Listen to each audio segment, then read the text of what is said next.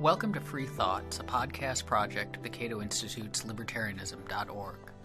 My name's Aaron Powell. I'm editor of libertarianism.org and a research fellow at the Cato Institute. And I'm Trevor Burrus. I'm a research fellow at the Cato Institute Center for Constitutional Studies. Our topic for today is money and political speech. Campaign finance is a perennial issue, but much of the argument about it rests on often unexamined assumptions. Is money speech? If it is, can we still restrict its role in politics? If it isn't, what's its relation to political speech? What does it mean to say elections can be corrupted by too much speech? Joining us to discuss this is John Samples, director of Cato's Center for Representative Government and author of The Fallacy of Campaign Finance Reform. Welcome to Free Thoughts, John. Thanks for having me, Aaron. So I was thinking maybe you could start by just giving us a little bit of background on campaign finance, where we are, how we got here. Well, I mean, you've obviously had the problem once you enter the sort of modern age of campaigns over the last century of financing them, and that's brought regulation with it. Going back a century or more, you have the Tillman Act and other acts aimed at anti-corruption, although some people say they were meant to prevent businesses from being shaken down by the government, by public officials.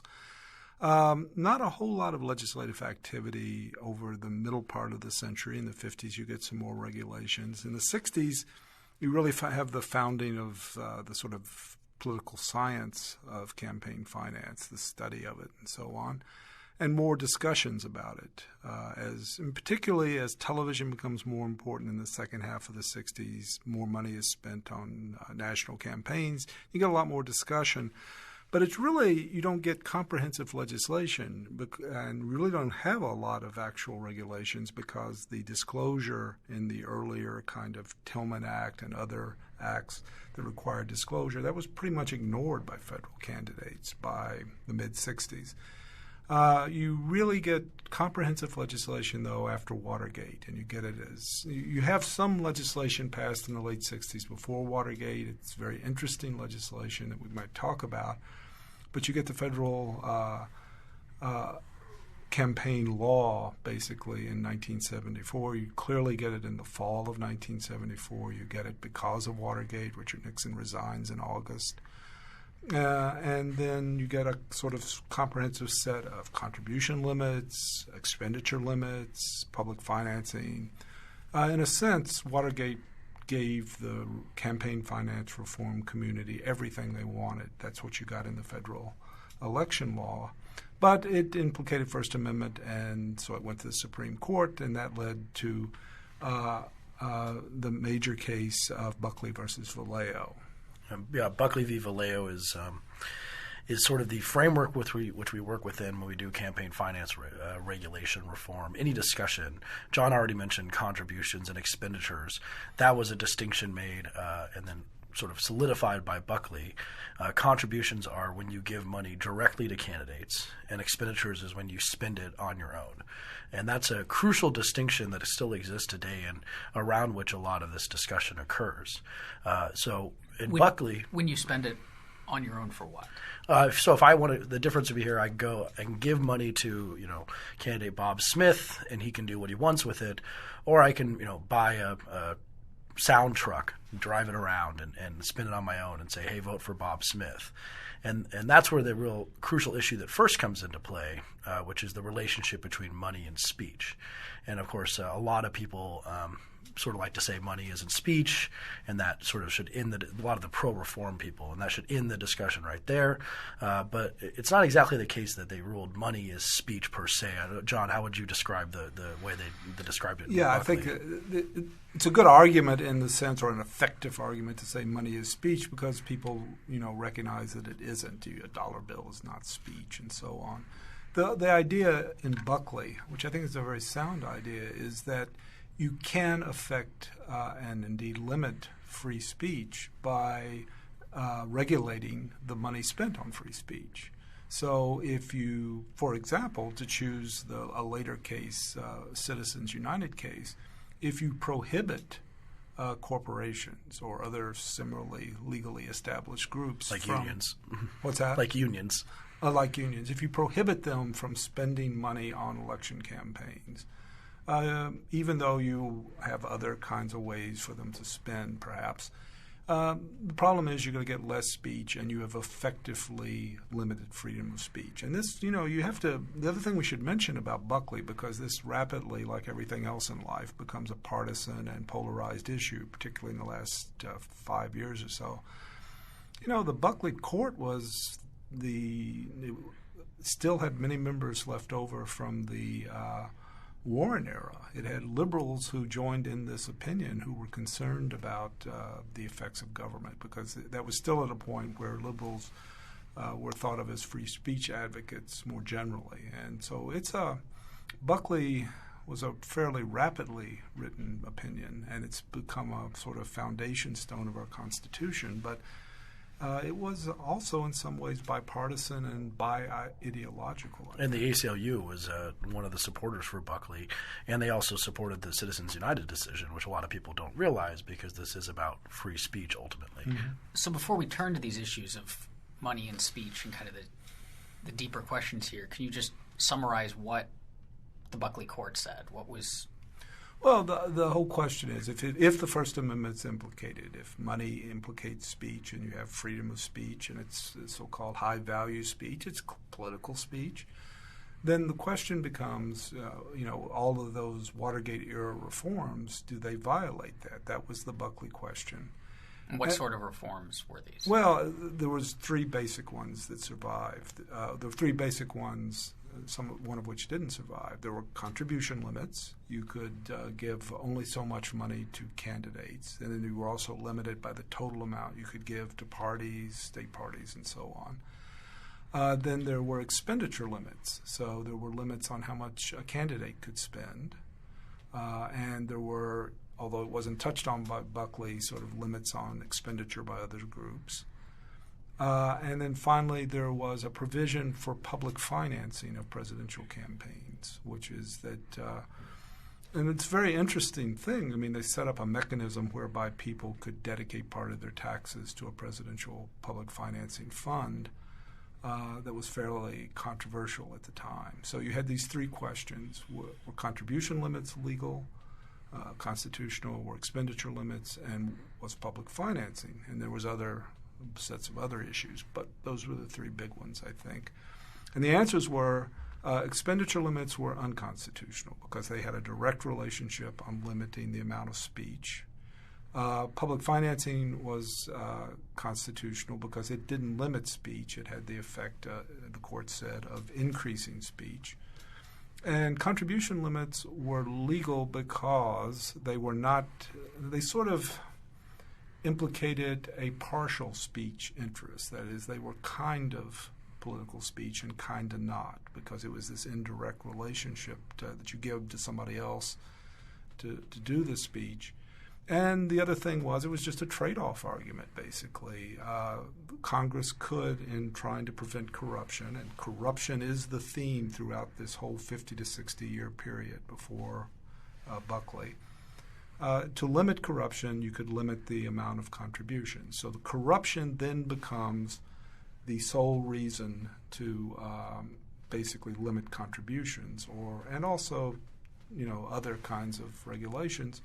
The other thing that happens is the court says explicitly that equality of influence or equality of contributions or whatever cannot be a justified reason, a ground for limiting or regulating campaign finance. So from the start, equality is off the board as a major value. And that's very important. So basically we're talking about if you want to buy a politician in this way that would be corrupting in a traditional sense, what we call quid pro quo corruption, I will give you a contribution and you vote this way in this oil case or oil law or whatever, then that would most likely go through the candidate. So that's why that was limited of how much an individual person could give. And then if you wanted to speak on your own, though, like I said, whether it's buy a audio truck and drive it around, buy your own ad for your own issues and just speak about those. Clearly, if a government were trying to curtail speech, and John mentioned this. There was just some reason why money is so important here. A really good way of doing that would be to limit just money and say, oh, we're not limiting speech, we're going to take away your money. In one of Scalia's dissent in a later campaign finance case, he said, the specialization of a modern economy where there are bookbinders and printers and publishers and people who do different things, if you're trying to prevent speech, it gives an opportunity to people who are bent on preventing speech, because they could just make books illegal, or they could make printing presses cost thousands and thousands of dollars and say, oh, we're not regulating speech, we're just regulating printing presses. So they can't do that. Of course, the direct object of this is to regulate speech, and that's one thing that has always upset me for the pro-reform advocates, where I say, if regulating this money didn't stop or curtail speech, you wouldn't want to do it. Mm-hmm. So let's talk about this connection between regulating speech and preventing corruption. So what we're not talking about here is outright bribery. When you say giving money to a politician or spending on a politician's behalf, you're not talking about buying him a house or handing him a $100 bill. You're talking about paying for advertising or giving him money that would then be spent by his campaign for yard signs and newspaper ads and such. And it's important on the legal side of this to realize that the other end of the deal is cut off. That is to say, if I give you money as a campaign finance contribution and you don't spend it in a normal kind of way for yard signs or mostly for television messages, if, say, for example, we've seen some recent cases, you spend it on a mink coat or a car or something, it's a very serious thing, and actually people go to jail for it's a federal crime, and you go to jail for fairly long terms when you're caught doing it. So essentially the contribution question then becomes, the corruption question becomes, because you're not going to be spending this stuff on private goods, private luxury items. You have to spend it on politics and on your campaign, and then the issue becomes, is there an exchange relationship at some level, and do you give something back for the contribution? And then that is where most of the argument in the legal framework has gone for the last 40 or 50 years. Yeah, and the framework, when we look at the background assumptions, which is what we're going to mainly focus on today, because we can talk on the policy side about all these specific issues, but the philosophy behind campaign finance reform, starting with Buckley, we start having this idea, which John pointed out. We have one type of corruption, which is buying politicians, and then we have this other one that the Buckley court said is not allowed. That's equality of voice. Mm-hmm. They're saying we're going to try and make everyone have a similar effect on the marketplace of ideas. And that's sort of where we are right now in the debate, I would say. You have the left, more of the left saying that there should be regulation for equalizing the marketplace of ideas. That person is speaking too loud. This person is speaking too softly. So there's one view of the First Amendment where we say that the government should just stay out of the way. If that guy has a podium and a microphone, and then this guy over here doesn't have a podium and a microphone, they shouldn't get involved in trying to make sure that they both have podiums and microphones. Mm-hmm. And there's another vision of freedom of speech where you say, no, what you actually have to do is buy that guy a podium and a microphone, or at least not stand in the way of something that tries to equalize how loud they're speaking. It seems to be like this notion here then of this kind of corruption and the equality seem awfully tangled together, mm-hmm. because the thing that – so we can't say everyone should be able to speak with equally loud voice and the government can regulate in order to do that, because that would be this equality standard which is out. Mm-hmm. But what we can say is you're not allowed to influence politicians by enabling them, either through your own spending or by giving money to them, to be louder than other people. Mm-hmm. So if you do anything that would make them louder, that's corruption. But the fact that they're louder is an issue of equality. Well, it is tangled, and I noticed this early on. When I was researching this, if you think of bribery or quid pro quo corruption, it's a blocked exchange has been talked about. It's one that's not supposed to take place, but it's also, you could conceive it as one person has gained unequal power in a certain way that's not supposed to happen. So the two get confused there, I think. I should mention there's as time has gone on and the quid pro quo standard of looks like bribery has had difficulty coming up with much in the way of the evidence is not overwhelming that it goes on very much. There's some evidence it does go on in some cases, but it's not a systematic problem.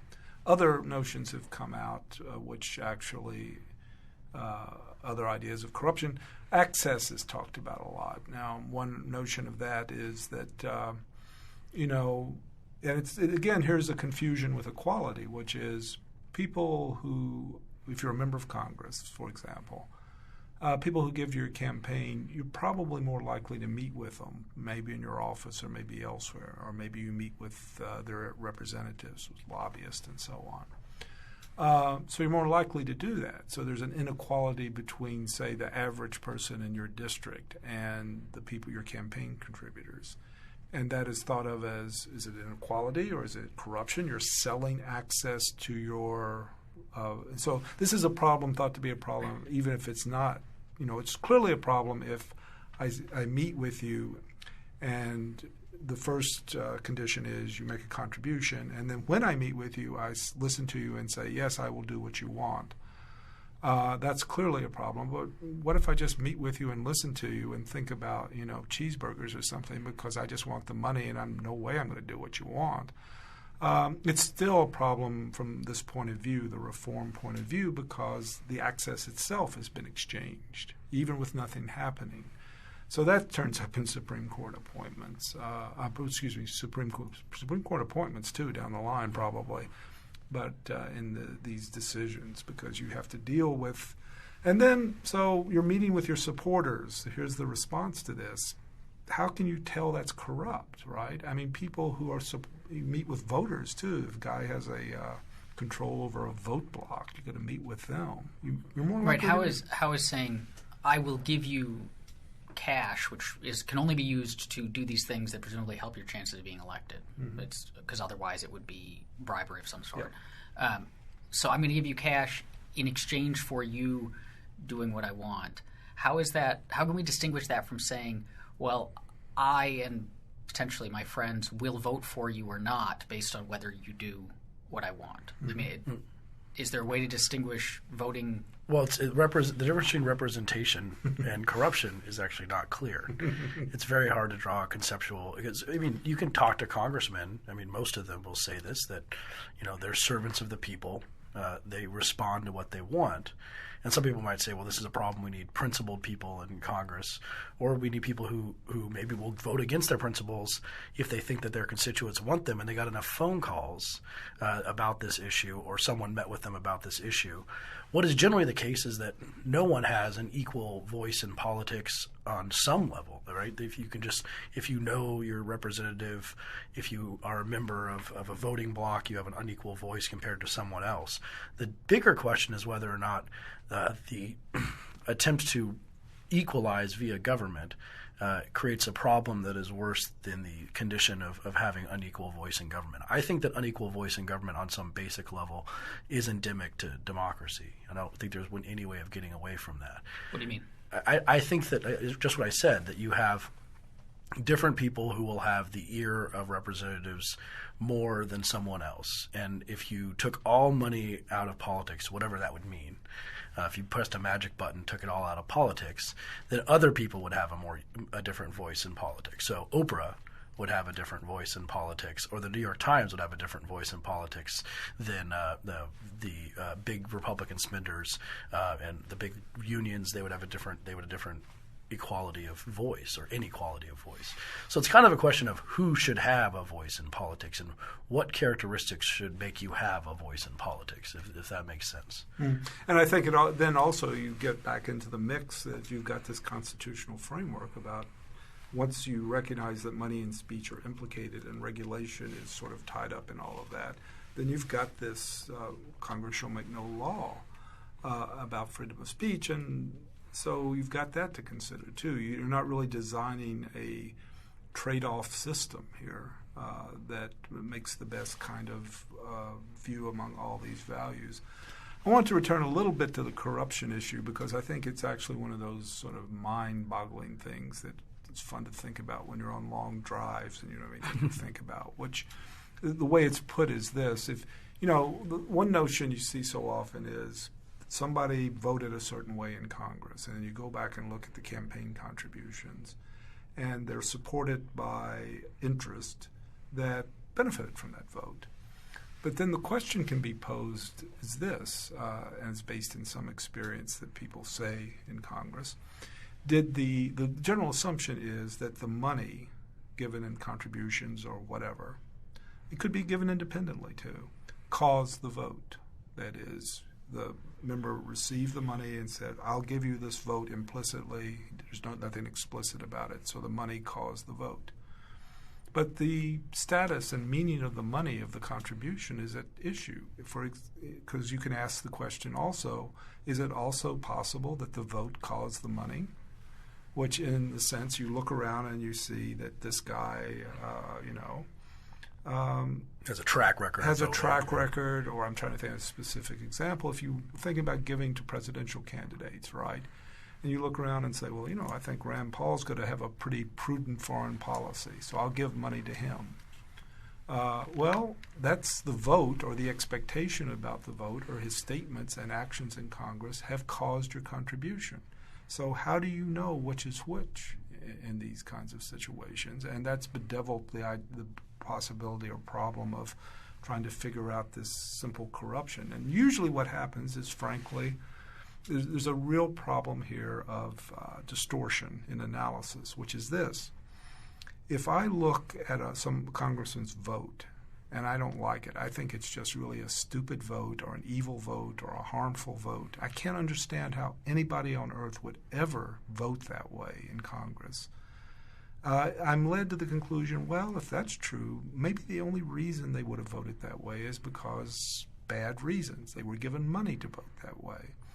So your own, for many people, people's prior beliefs about what makes good public policy then sets the framework for concluding that a particular stand on politics is actually the outcome of a corrupt process. Mm-hmm. But it's the prior belief that informs that, and particularly when it's intensely held, right? And these things come around usually, I don't know your experience, Trevor, but it's usually, air pollution regulations or financial stuff, particularly after a financial crisis and so on.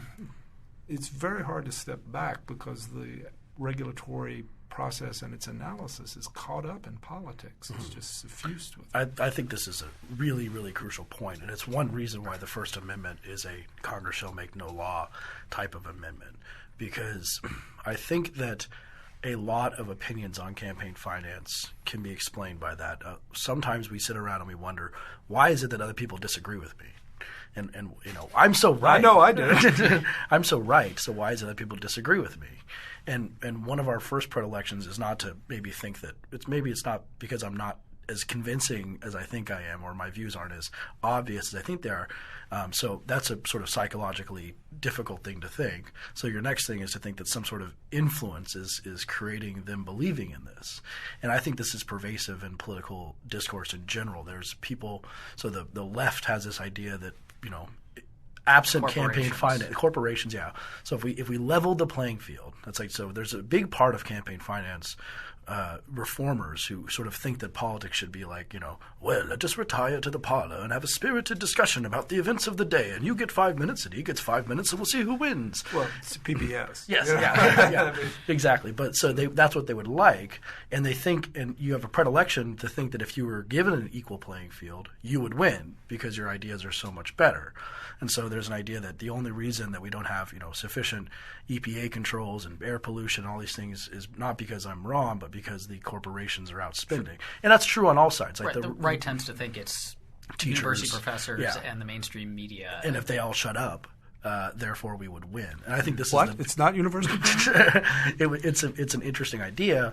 I think these are the real dangerous impulses behind campaign finance regulation. That it's in a desire to achieve substantive political results. Yeah, my experience is this. I mean, I hate to in my old age be so pessimistic about everything, but I just really don't think there's a whole lot of people out there that are committed to First Amendment ideas and freedom of speech if it involves speech that they really find to be just kind of stupid and evil. And harmful, yeah. And harmful. If people believed it would be very harmful, right? That's another problem. That's part of the story. Can I ask a question about this harm? Because it's often my experience that reading political science, you end up finding a lot of things that the political science community has the evidence settles, and it often settles things in very counterintuitive ways. Like economics, too. And so I want to ask about something that seems very intuitive, but I just want to know if it is in fact right, which is this connection between spending on campaigns and actually improving your chances of winning.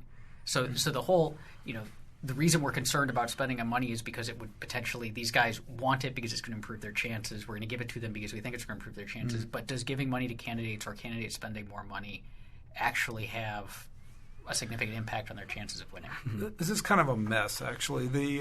It started out, the study of it started out with the notion that was often made, the observation often made, and can still be made, which is that if you look at incumbents, they almost always win in Congress, and they almost always outspend their opponents by a lot.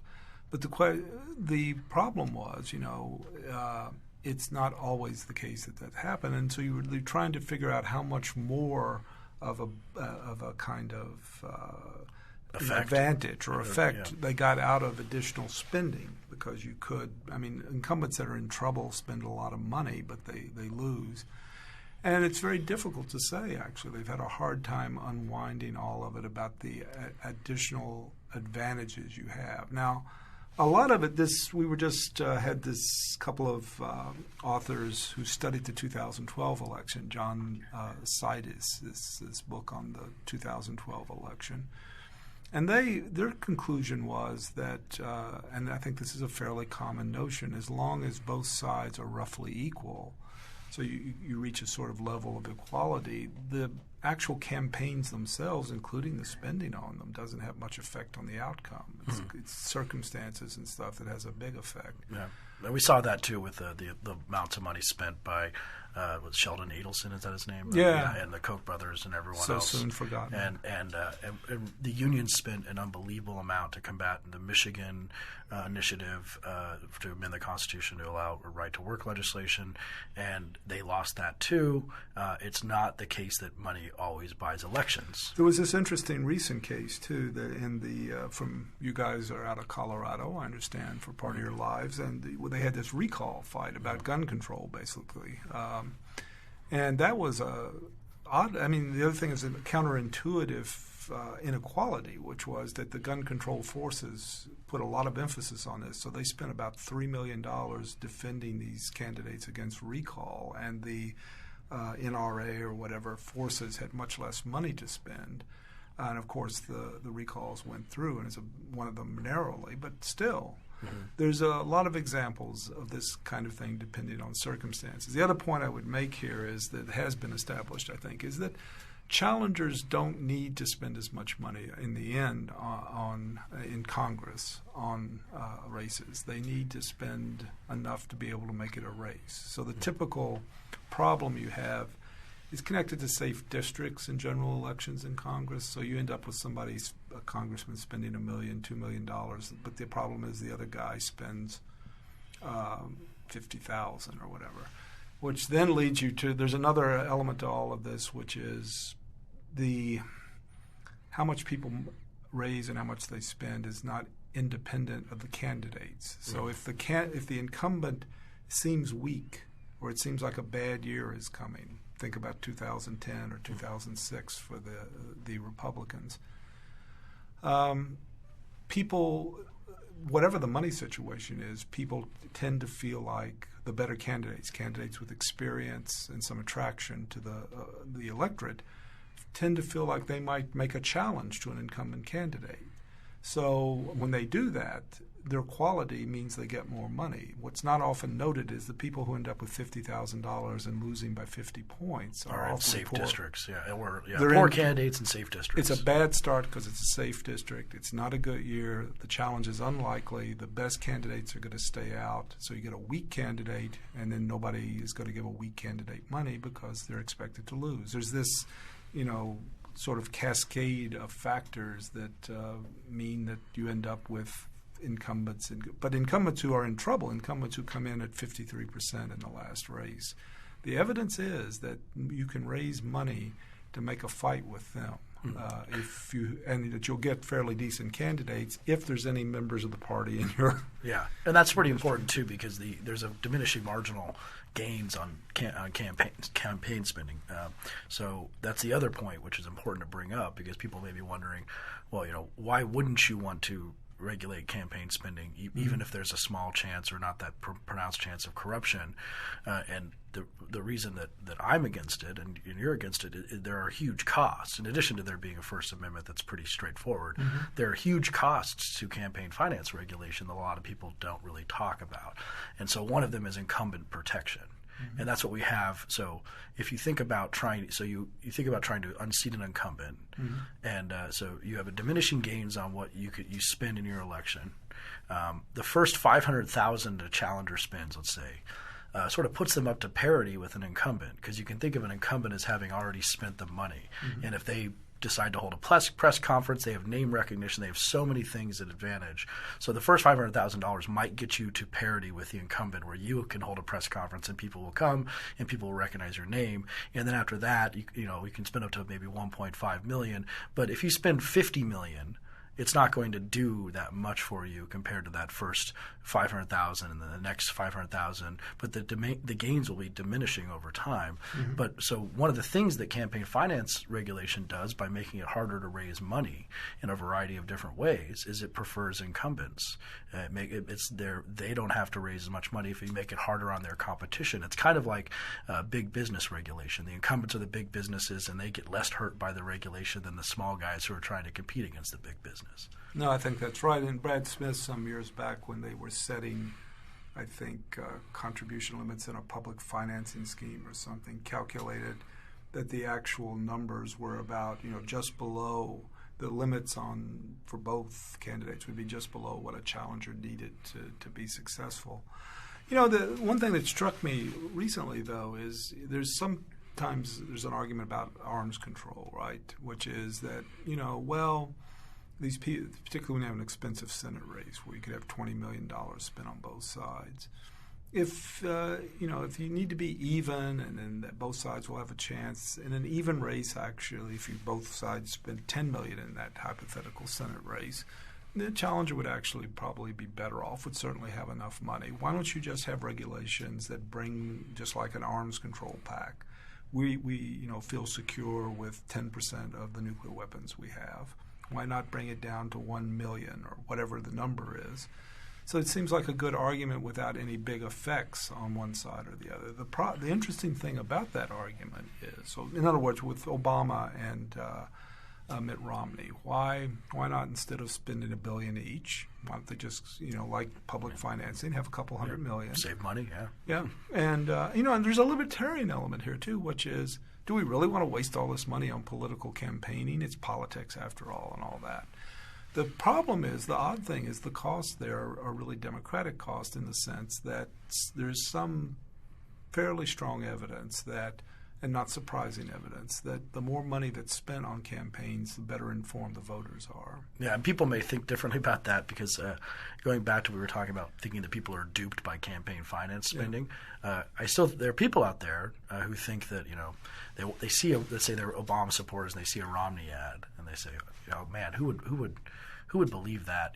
It's completely wrong.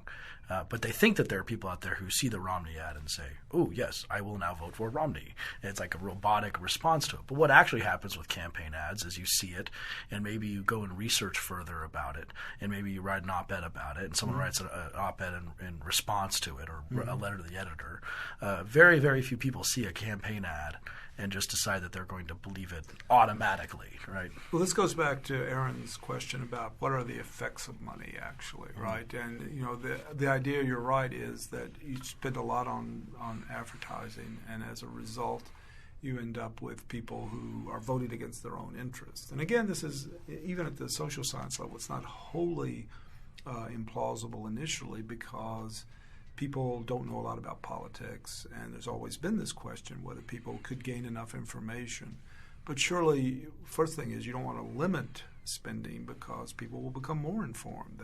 That's the evidence.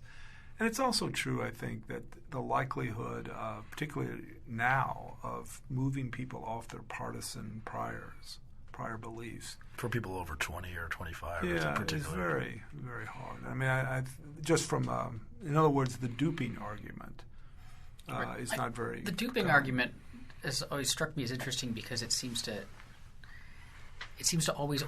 always be about other people besides the person making the argument. So there's these.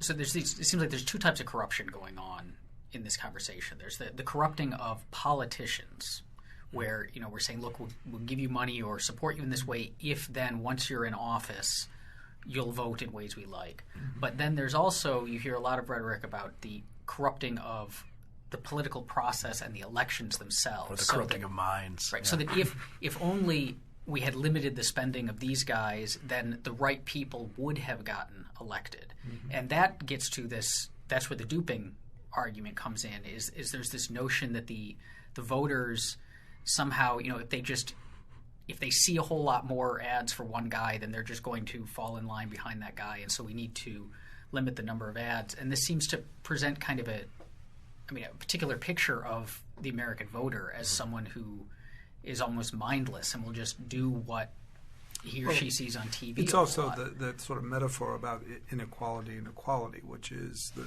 one guy has the megaphone, and so they're only hearing that.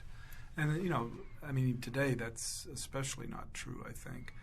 The other question that's implicit here, which to me is in some ways the most dispiriting in a way, because I like to think that ideas matter. But I posed a question myself, is does anyone really care about the process? I mean, on its surface, campaign finance reform presents it as a process reforms, right?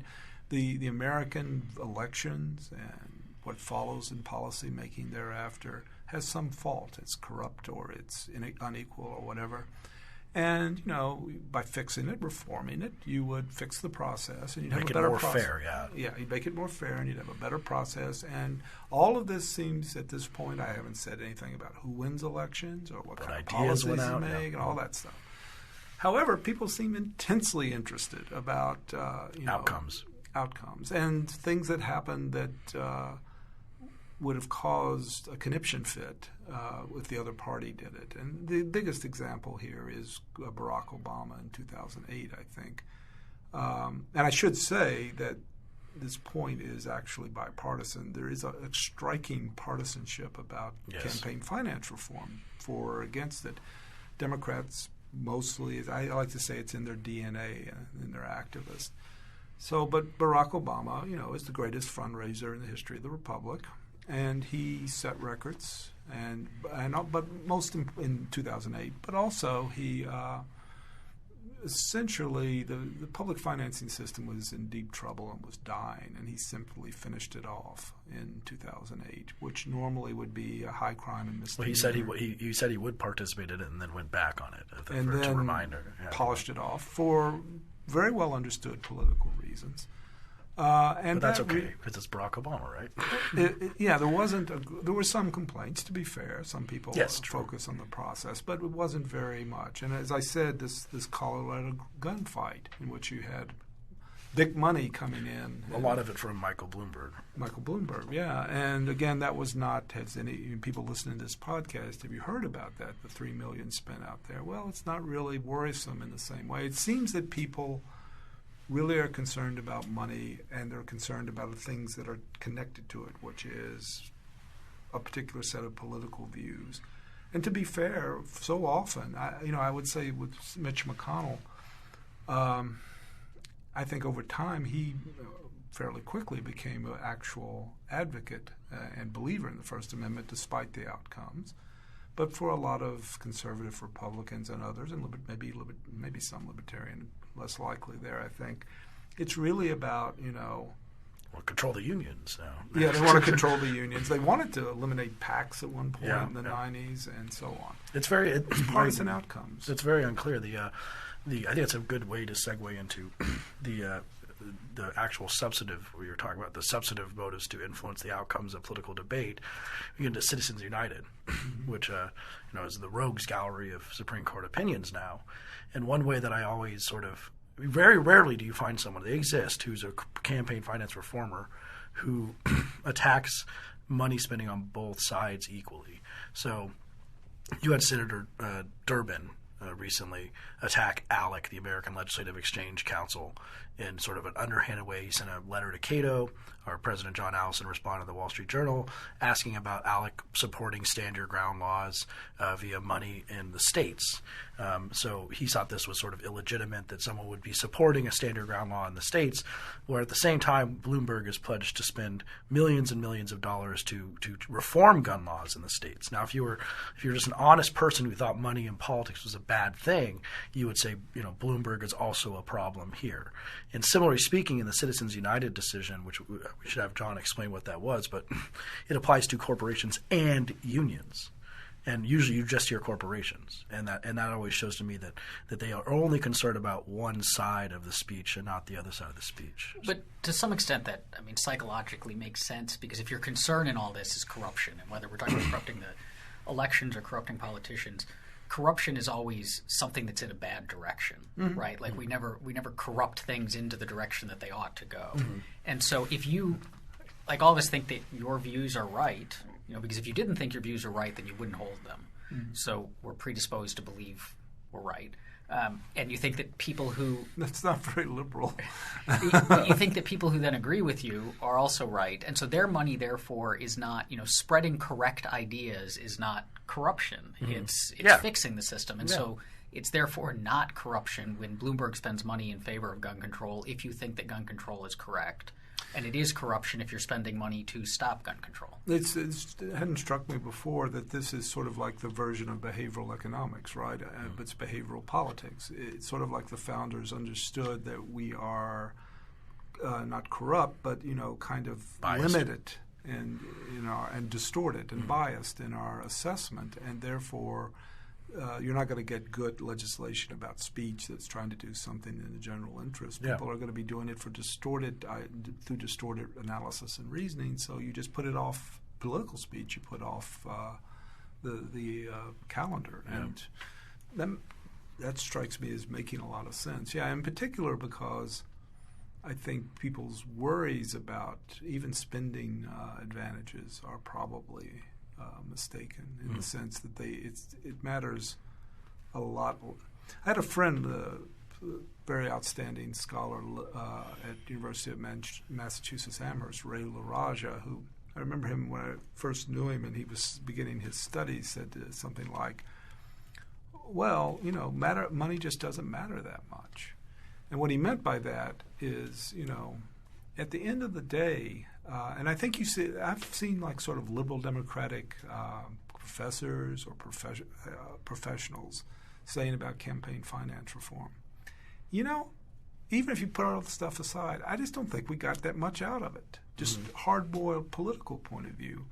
And if money doesn't matter that much, then that's what you would expect. It's the economy, it's wars, it's maybe candidates, it's the skill of the operation, and so on. And I think that's probably where it is. So Democrats in particular have a longstanding fear that corporate coffers, these general funds of huge businesses, would be spent almost exclusively on campaigns, or huge sums would come in. And so there's been some spending, but again, you're talking about, and Trevor and I made this point, and we'll continue to make this point. At the end of the day, it's $5 or $6 billion overall. The presidential election was $2 billion. The economy is huge. The government itself spends trillions of dollars, and trying to the problem here is one that no one talks about because it's so boring, which is. A central issue is how do you fund elections? Yeah. And if the government's, you're not going to tax to do it, then what are you going to do here? And also, of course, do we want the people who get elected to be in charge of the elections? Should we have the fox guard in the hen house, so to speak? Should they regulate the campaigns that they are? I think the referee analogy of having the referees in games in which they are competing, and that should give us a lot more concern than it does. It is weird. The public opinion on campaign finance over the years hasn't changed much. It still has a positive the idea of reform, campaign finance reform, has a positive spin to it. And maybe that's, again, just playing into these biases of thinking that your ideas would win out if it was reformed properly. But I think it's good. So you mentioned corporation spending, and I briefly mentioned Citizens United. I think we should probably mention that, talk about what that case was about and what it actually held, because there's an amazing amount of misinformation out there about what Citizens United stands for. So, John, would you fill us in on that? Well, Citizens United was dealing with a case, and as it happened, federal rules that prohibited corporate spending independent on elections. But now, what I mean, we've got a 50-year legal history here, so all these things have meaning. It was a ban on spending by businesses as businesses from their general coffers, independent of campaigns. That is, the example that had been upheld by the Supreme Court in the 1980s was from Detroit or from Michigan, in which I guess General Motors had wanted to run an ad for a House member, a House candidate, and then basically the ads paid for by the corporation said, this candidate will create, a bunch of list of issues, will create a better monetary environment or economic environment and so on. And Michigan law banned them from doing that because there was this notion that campaigns would be corrupted by big money of these kinds of institutions, right? And so Michigan had done that, and in the late 80s, Supreme Court upheld it, saying that it was really, I think what happened was, in the context of our discussion and otherwise, was the court had the language of corruption, but they were really concerned about equality. They were concerned that these corporations have so many resources that they will just dominate our elections and you really won't have fair elections. So that was the underlying motivation, but they had to use the language of corruption. So you ended up with a notion of corruption that was really inequality. So Citizens United essentially reconsidered the matter in a different context where essentially an interest group took the corporate form. And the United States' legal system, a lot of political organizations and similarly situated organizations take the corporate form. And they'd spent money on a movie, part of which had come from corporations. Attacking Hillary Clinton, basically. This is another whole thing about it. The quality of speech is a big issue here. But this was shocked the justices, I think. And there'd been this long-going fight for over a decade or more about these issues. And finally it was decided in Citizens United that the federal Congress could not do that, so that they could not ban that kind of speech. And the big important thing is that they reaffirmed that equality is not at play here, and this is what made people so upset. And I think if we revisit the Austin case, the Michigan Chamber of Commerce case, which is the one John mentioned, what you see in that, when you see the justices conflating corruption with equality, which is what happens all the time now. Every time you hear people talk about campaign finance, they talk about corrupting our political system, but they don't usually mean buying politicians. They usually mean speaking too loudly, or corrupting the minds of people, or whatever, or having too much power, or having too much influence. Yeah. But of course, they don't include Oprah or the New York Times. They just include some people who have too much power, which is one reason why this is so wrong. In that case, the Austin versus Michigan Chamber of Commerce case, which Citizens United overruled, Contra, which is only 20 years old at the time, contra to Barack Obama saying that it was a century of precedent that they overruled. Thurgood Marshall in the Austin case said that this law, the law that prohibited corporations in Michigan, aims at a different type of corruption, the corruption that occurs when an entity that gets gains from the business world spends it in the political world. And they spend it in a way that is not co-equal with the amount of support that those ideas have in society. And that was the one that always made me scratch my head, because it sort of said the government is involved.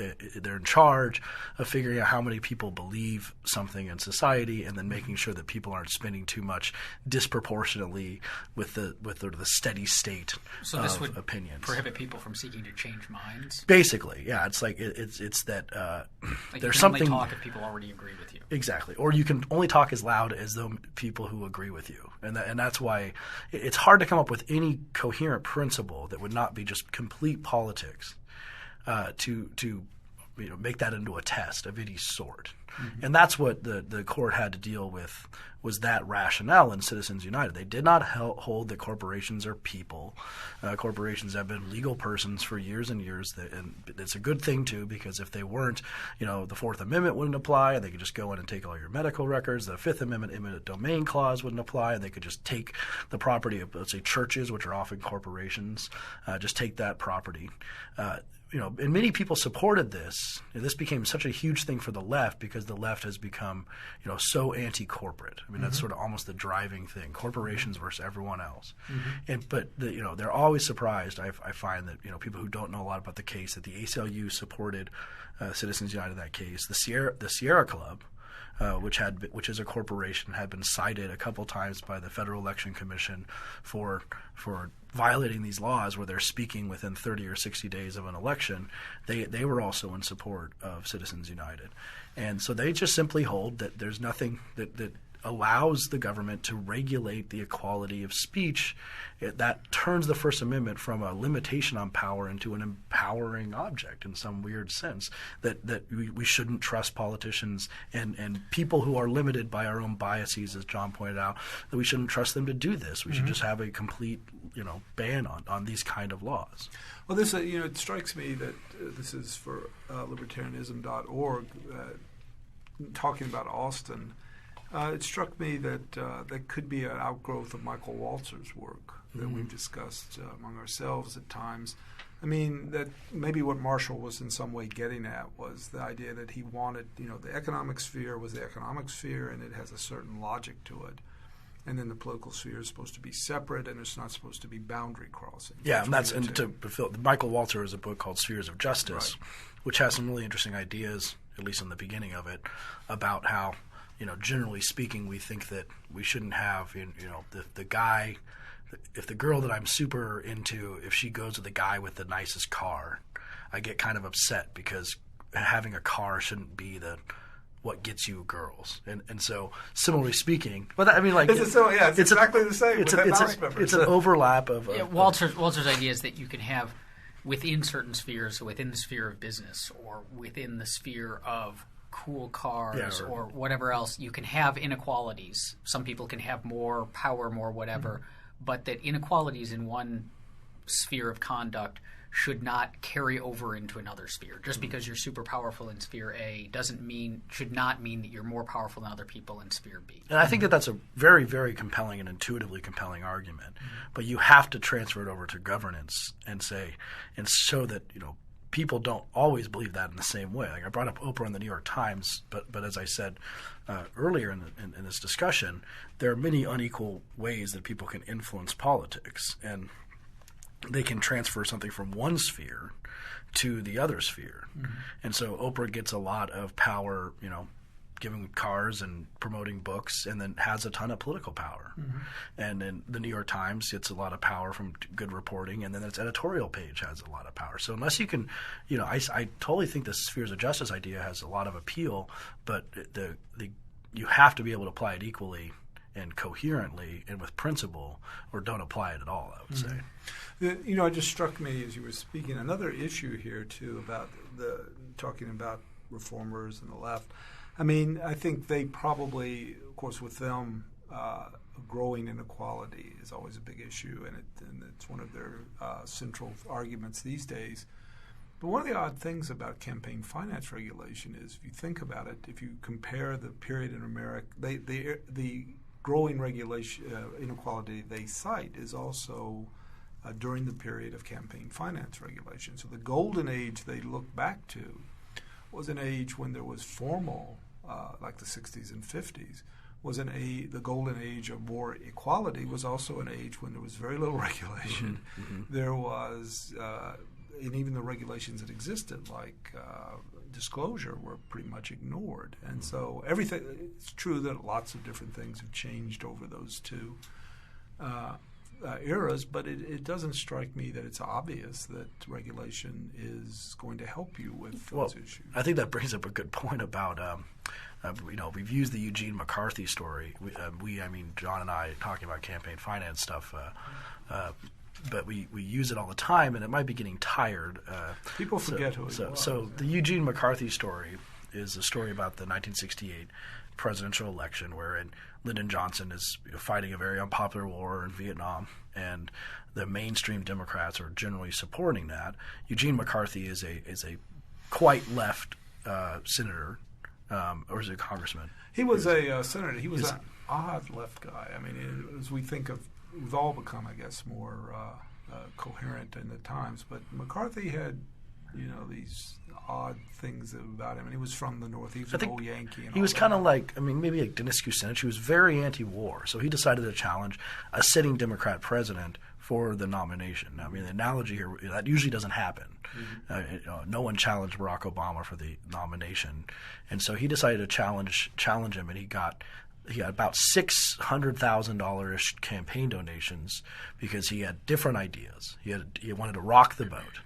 And he had different ideas, and therefore he couldn't get a very wide set of like small contributions, and this was before contribution limits. Mm-hmm. He could just get 6 people who really supported him. So he gets this good amount of money to go to the primary in New Hampshire, get a bunch of hippies to get clean for Gene, and then they got clean for Gene. They got clean for Gene. They cut their hair and they went door to door.